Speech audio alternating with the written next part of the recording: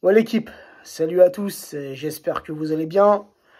On se retrouve ensemble pour débriefer ce match qui vient de se terminer entre le Paris Saint-Germain et le SCO d'Angers. Victoire parisienne 2-1 sur la pelouse du Parc des Princes. Honnêtement les amis, j'ai démarré cette vidéo, mais en même temps j'ai envie de te dire, il n'y a pas grand chose à dire sur ce match. Ok, victoire parisienne, les 3 points.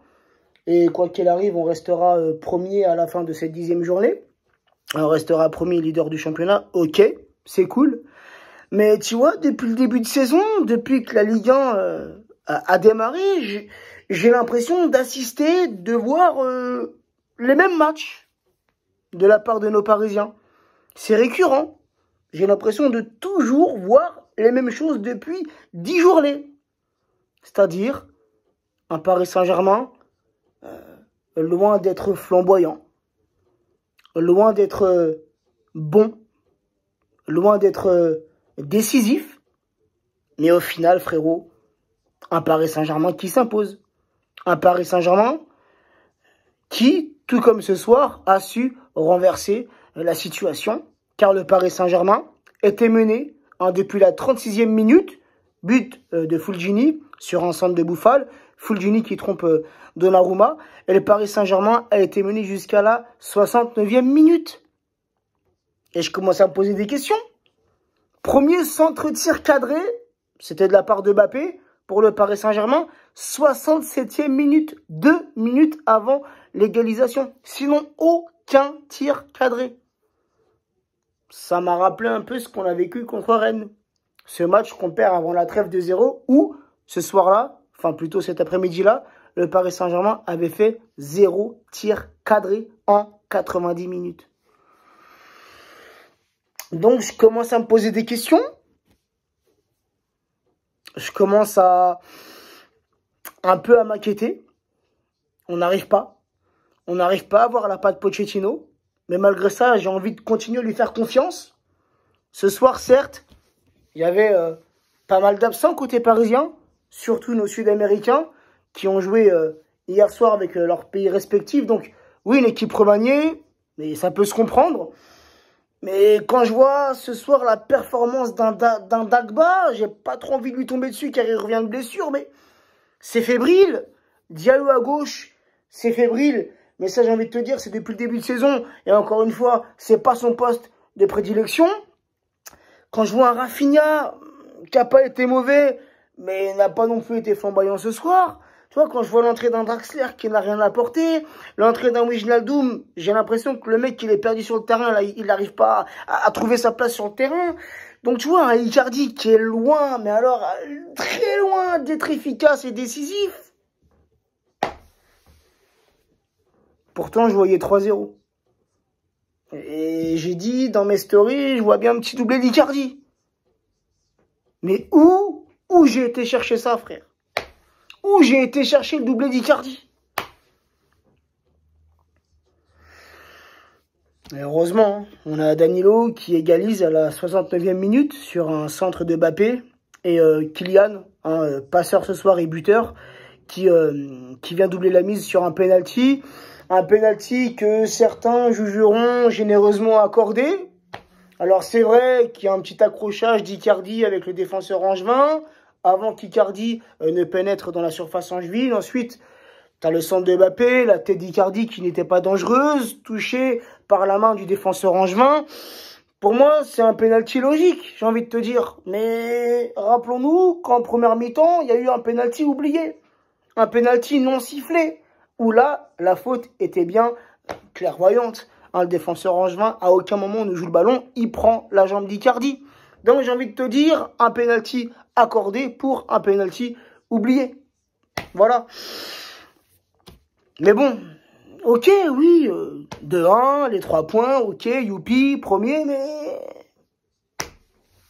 en tant que supporter, on se régale pas.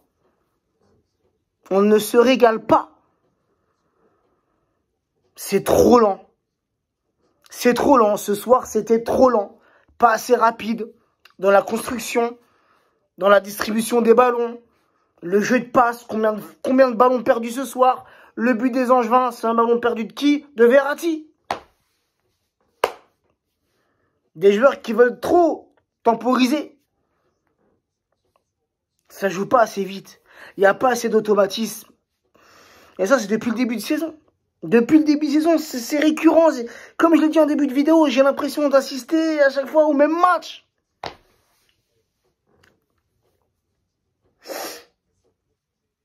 On verra. On verra jusqu'à quand ça va tenir, les frérots. On verra. Mais j'espère qu'il y aura vite du changement. Allez, ce soir, c'était, je sais pas, très peu de vitesse, des joueurs statiques, aucune abnégation de la part de nos joueurs. Tu vois, il n'y avait aucun rythme. Et tu vois, tu te demandes même, quand tu regardes ce genre de match, tu te demandes même si les joueurs, ils sont motivés. Même les joueurs qui sont pas titulaires habituellement, ils ont une chance de briller sur un match comme ce soir. Il n'y a rien. Il n'y a rien.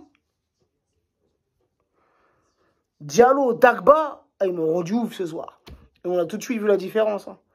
L'entrée d'Hakimi à droite et le retour de Juanito, de Bernat. C'est le petit truc qui m'a redonné le sourire ce soir. Le retour de Bernat après 13 mois d'absence, latéral gauche. On a tout de suite vu la différence. Diallo, Dagba, il n'y a aucune percussion vers l'avant. Aucune percussion vers l'avant. Et alors, sur les replis défensifs de la part de ces deux latéraux-là, c'est très, très fébrile. Mais ouais, le retour de Dagba, qu'est-ce que je raconte pas? Le retour de Bernat, l'entrée d'Hakimi. Voilà, deux joueurs qui ont apporté, offensivement, défensivement. On a tout de suite vu la différence. Bref, les amis, je vais pas m'attarder sur ce débrief. Comme je t'ai dit, j'ai lancé la vidéo, frérot.